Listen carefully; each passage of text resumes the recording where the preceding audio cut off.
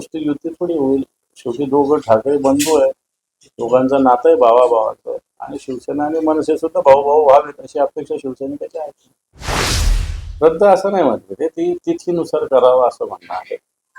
मला असं वाटतं मराठी माणसाच्या इतिहास जर बघितला छत्रपतींचा असेल आणि असेल, तर बऱ्याच गोष्टी तिथीनुसार झालेल्या. तिथी म्हणजे तारीखच आहे. तिथीला सुद्धा एक इतिहास आहे. आता फाल्गुन मध्ये तृतीया शिवाजी महाराजांची जयंती. निवडणुकांचं तर स्वागत आहे. निवडणुका 5 वर्षापासून नाही, काही ठिकाणी 3 वर्षापासून नाही. नवी मुंबई, संभाजीनगर या ठिकाणी 5 वर्षापासून निवडणुका नाही, तेव्हा निवडणुका आवश्यक आहे. ठिकठिकाणी प्रशासनाने हायदोस माजलेला आहे. काही ठिकाणी राजकीय नेत्यांची मोनोपॉली निर्माण झालेली आहे. नगरसेवक असो, जिल्हा परिषद सदस्य असो, पंचायत समिती सदस्य असो, एक लोकशाहीतला एक महत्वाचा घटक आहे. लोकांना छोटे पाणी असेल, लाईट असेल, गटर, वॉटर मीटर असं आम्ही म्हणतो, हे सगळे प्रश्न सातत्यानं नगरसेवक आणि स्थानिक स्तरावर अनेक प्रश्न नगरसेवकांकडे, जिल्हा परिषद सदस्यांकडे जात असतात. अनेक योजना आहे लाभाच्या, या सुद्धा जिल्हा परिषद पंचायत समितीमार्फत असतात. याच्यावर कंट्रोल लोकप्रतिनिधीचं असलं पाहिजे. पण दुर्दैवानं मागच्या काळात सगळे प्रशासन या सगळ्या गोष्टी करतंय. म्हणून लवकरात लवकर निवडणुका व्हाव्या ही भूमिका आमची मुख्यमंत्र्यांनी म्हणून याच्यात काही घोषणा केल्या आहे. निवडणूक आयोगाची सुद्धा तीच तयारी आहे. सुप्रीम कोर्टाने सुद्धा तोच आदेश दिलेला. दादा, आपल्यामध्ये गुलाबरावची घटना झाली तर गुलाबराव पाटलांनी अजित पवार यांना सल्ला दिलाय की भावनिकच नाही तर पक्षात घेतलेली सर्व लोक तपासा. जळगाव जिल्ह्यातले जे लोक अजितदादांनी पक्षात घेतली त्यांनाही तपासलं पाहिजे. काही दिवसानंतर त्यांची अशाच प्रकारे बाहेर. गुलाबराव सत्य बोललेले. मला आज गुलाबरावांचं समर्थन करावं लागेल, कारण जी घटना मागच्या काळात मस्साजोगला घडलेली, तिथेही राष्ट्रवादी काँग्रेस अजितदादा गटाचा तालुकाध्यक्ष, त्यांच्या मंत्र्यांचा दुरून जवळून काही कसत नाही संबंध त्यांच्या आमदारांचा. आता हगवणे जी घटना घडली, राष्ट्रवादी काँग्रेस अजितदादा गटाचा तो तालुकाध्यक्ष. मागे पोर्शे कारची घटना घडली, एक जोडीला उडवलं, त्याच्यातही राष्ट्रवादी काँग्रेसचे आमदार पोलीस स्टेशनला जाऊन त्यांना वाचवायला गेले. आणि त्याच्यावर गुलाबराव पाटलांनी जो सल्ला दिला, मला असं वाटतं अतिशय मोलाचा आहे. या सगळ्या घटनेत अजितदादा पक्षाचेच लोक काय, हा एक प्रश्न आहे. याचाच अर्थ पदाधिकारी वगैरे नेमताना, पक्षाचे नेमताना बाकी त्यांच्या गोष्टी सुद्धा बघितल्या पाहिजे. असं म्हणते की सोबत युतीच नाही तर नातं पण जोडायचं. बरोबर आहे. नुसती युती थोडी होईल. शेवटी दोघं ठाकरे बंधू आहे, दोघांचं नातं आहे भावाभावाचं. आणि शिवसेना आणि मनसे सुद्धा भाऊ भाऊ व्हावेत अशी अपेक्षा शिवसैनिकाची आहे. लाडक्या बहिणीसाठी आता आदिवासी विकास विभागाचे 335 कोटी 70 लाख रुपये हे पण दर महिन्यामध्ये लाडकी बहीण योजनेला कोणत्याही प्रकारे सरकारने निधी नसताना ही घोषणा केली. आम्ही निवडणुकीच्या आधी सांगत होतो.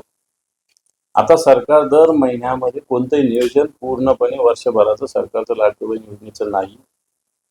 निधी दर महिन्याला कोणत्या ना कोणत्या खात्याचा निधी कट केला जातो आणि तो लाडकी बहीण योजनेला दिला जातो.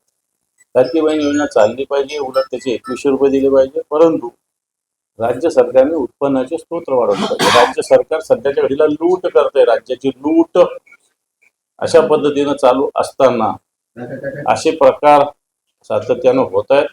आता सामाजिक न्याय विभागाचा निधी हडपला, आता आदिवासी विभागाचा निधी हडपला. आणि मला असं वाटतं हा अन्याय आदिवासी बांधवांवर. सर, संजय राऊत असं म्हणते उद्धव ठाकरे भूमिका मांडली मनसेसोबत आणि दिलसे आणि पडदा उघडेल. मला तर मी त्याच्याशी बोललेलं आहे की हे नातं नुसतं 2 पक्षाचं होणार नाही, तर 2 भावाचं होईल. ते नुसतं राजकीय नसेल तर ते भावनिक असेल. सर, मनसे आणि तुमचा गट आहे शिवसेना एकत्र आलं तर राजकारणात काही बदल दिसतील का? का नाही होणार? एकत्र व्हायची भूमिका काय ठेवतात ते पण आणि आम्ही पण. बदल करायचे म्हणूनच ठेवतोय ना. बदल होईल त्या मराठी माणसासाठी, हिंदुत्वासाठी.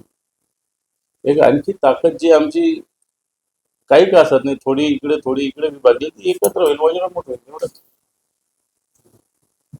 पुढे महापालिका आहे, स्थानिक स्वराज्य संस्थेचे निवडणूक आहे.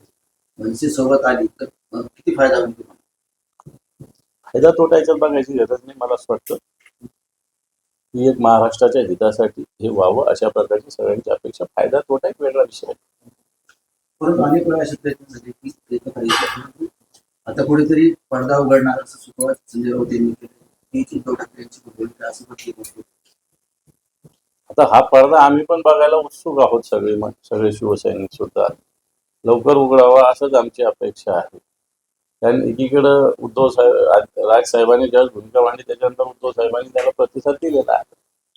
विल्सन नदीच्या साफसफाईवर ईडीची ज्या पद्धतीने कारवाई चालू आहे, मोठे राजकीय नेत्यांचं नाव समोर येतील अशी शक्यता. काय म्हणाले त्यांनी? बिलकुल आलं पाहिजे. मिठी निधी आणि भ्रष्टाचाराचा अड्डा मुंबईच्या गुत्तेदारांनी काही राजकीय लोकांनी केलेला आहे. निश्चित तो मोडून काढला पाहिजे. मिठी नदीच्या नावाखाली करोडो रुपये खर्च केले जातात. प्रत्यक्षात जे व्हायचं तेच मुंबईमध्ये होतं आणि म्हणून अशा कारवाया झाल्या पाहिजे.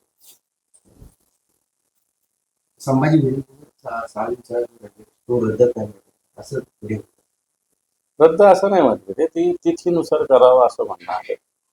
मला असं वाटतं मराठी माणसाच्या इतिहास जर बघितला छत्रपतींचा असेल आणि असेल तर बऱ्याच गोष्टी तिथीनुसार झालेल्या. तिथी म्हणजे तारीखच आहे. तिथीला सुद्धा एक इतिहास आहे. आता फाल्गुन मध्ये तृतीया शिवाजी महाराजांची जयंती किंवा अमावस्या, चैत्र गुढीपाडव्याच्या आधीची अमावस्या, या दिवशी छत्रपती संभाजी महाराजांचा वध केला. का केला आहे? गुढीपाडवा जो नवीन हिंदू सण आहे तो साजरा करते म्हणून केला. त्या तिथीचा संबंध इतिहासाशी आहेच. पुन्हा काढावा, पुन्हा त्या चर्चेवर फक्त याच्याविषयी इतिहास संशोधकांनी आपली भूमिका स्पष्ट करा आणि त्यांचं जे म्हणणं आहे त्या पद्धतीने आपण घ्यावं. आपण कोणीही कोणती भूमिका ठेवणं किंवा काढणं दोन्ही व्यक्त करण्यापेक्षा इतिहास संशोधकांनी याच्यात जी भूमिका मांडली ती आपण घ्यावी. थँक्यू. चलो आता